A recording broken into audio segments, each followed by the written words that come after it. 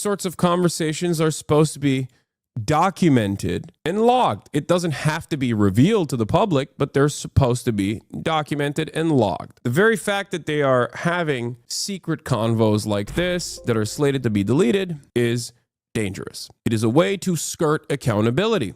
And that is precisely the reason why it is illegal. Disappearing message time was set to 1 week. As I said, these are the text messages that were fully revealed, from what I understand, by Jeffrey Goldberg and The Atlantic. And as you can see, it says, Michael Waltz, National Security Advisor Michael Waltz, added you to the group. Now, my opinion on this is a little bit different than the way that the media is covering it, because everyone is focusing on the incompetence of this administration.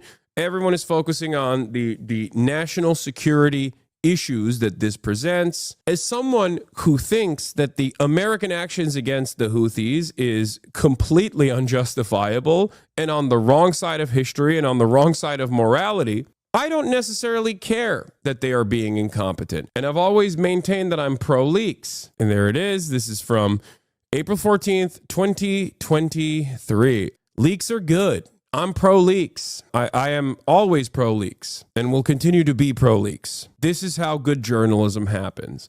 Now, of course, lucky for them, Jeffrey Goldenberg is not a good journalist. He's a bad journalist. He's a stenographer for the State Department. He has actively championed the Iraq War and followed through on the lies that the American government was presenting. So for that reason, he managed this in, I think, the worst ways possible, because he's a careerist. That's precisely the reason why the National Security Advisor, Michael Waltz, had his phone number to begin with. Having said that, everyone's focus on this has been the hypocrisy. Hillary Clinton vindicated, or the fact that they made this like blunder, this very stupid mistake. And I get that. It's funny. That part is funny. And their defense of this, the administration's defense of this, has been even funnier. But I think it's still more important to remember that these guys are talking about blowing up civilians in the poorest nation on the planet. And for what reason? Because the poorest nation on the planet has decided to take matters into their own hands against a much more powerful nation in the region, doing unlimited child murder in a genocidal campaign that they have enacted. I think that in and of itself is far more important to discuss, and I don't see anybody discussing that aspect of it. What was the best way for Goldberg to have handled the situation, in your opinion? Never revealed that he actually has access to this data until he gets something that is so alarming that he writes about it. I think he just stays in the chat. If they don't recognize that he's in the chat, he just stays in the chat and he keeps logging for as long as he can. Or he reveals the plans instantly. Would have been illegal for him to do this. He has an affirmative duty to let them know he fucked up. They fucked up, you mean, not he. I know what you're saying, but he can't just lay in wait. Yeah, I don't care. I don't care about the affirmative duty in this situation.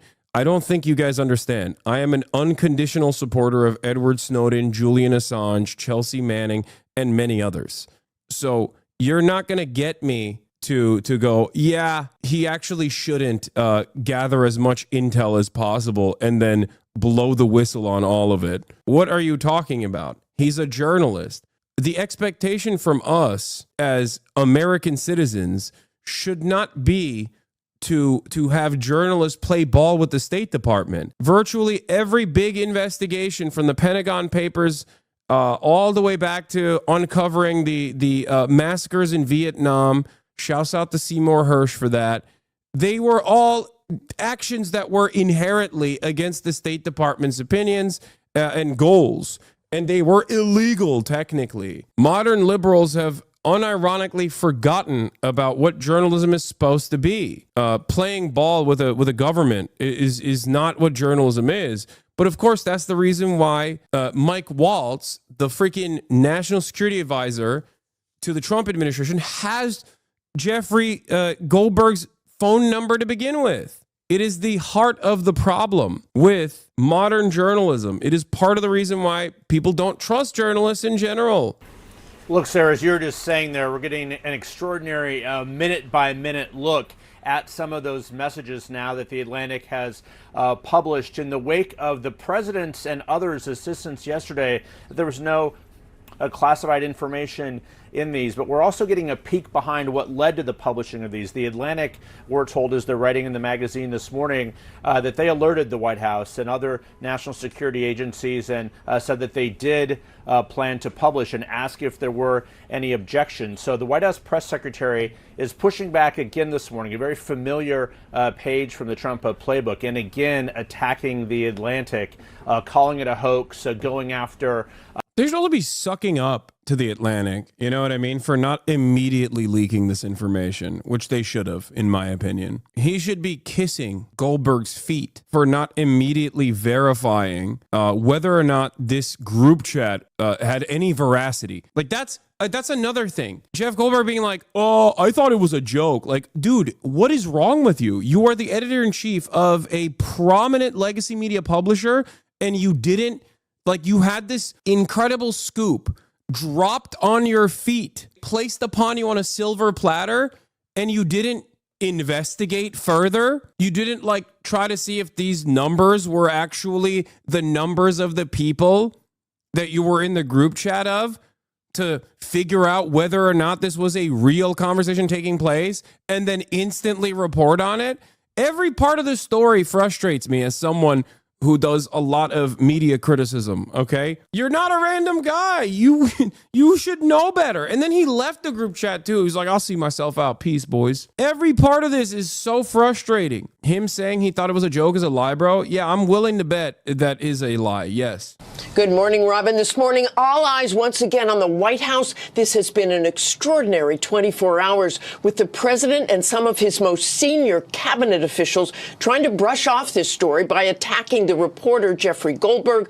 But Goldberg did not seek out this explosive story. He was handed it. Yeah, the media intrigue side of the story is actually shocking. Like, I haven't heard anyone from any serious news publication turn around and say, it's kind of odd that he didn't reveal this information immediately. As a matter of fact, they keep celebrating the fact that it was actually Jeffrey Goldberg and not some other scary person, like a person who would do real reporting on the matter. It just strikes me as so strange because, like, it almost feels like the media, all of these, like, legacy publishers, are unironically praising Goldberg for doing something that their jobs require him not to do, for doing the opposite of what he was supposed to do in that process. It's very, very strange.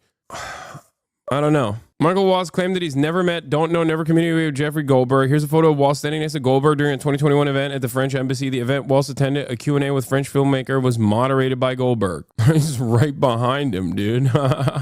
Somebody that was with Mike Waltz, worked for Mike Waltz at a lower level, had, I guess, Goldberg's number. This is also pretty funny because even even Waltz hasn't gotten his story straight. When this came out, and they had, like, what, 2 days now? The immediate goal should be to find a coherent narrative and stick to it. And because they are so incredibly incompetent, they can't even find a coherent, consistent narrative here. And the part of this that I don't see a lot of people talk about is this. This is illegal. You cannot have disappearing messages in 4 weeks when it's the Principals Committee having private correspondence over classified war plans. You can't talk about striking a foreign nation, which, by the way, still at a certain point in time required congressional approval. Okay, we are so far past that point. I'm not even going to get into it because they're declared a terrorist organization, so you can do whatever you want, and there's no congressional approval necessary. But, like, at a certain point in time, this would be the main conversation. They'd be like, what do you mean you're using American military without congressional approval to strike foreign countries? That seems insane. That seems illegal because it was, and it still should be. But we're not even having that conversation. And also, they're not even having this conversation. What is going on? It's wild how the standards have shifted so dramatically. They're gone. It's eroded. There's nothing. There is no oversight whatsoever.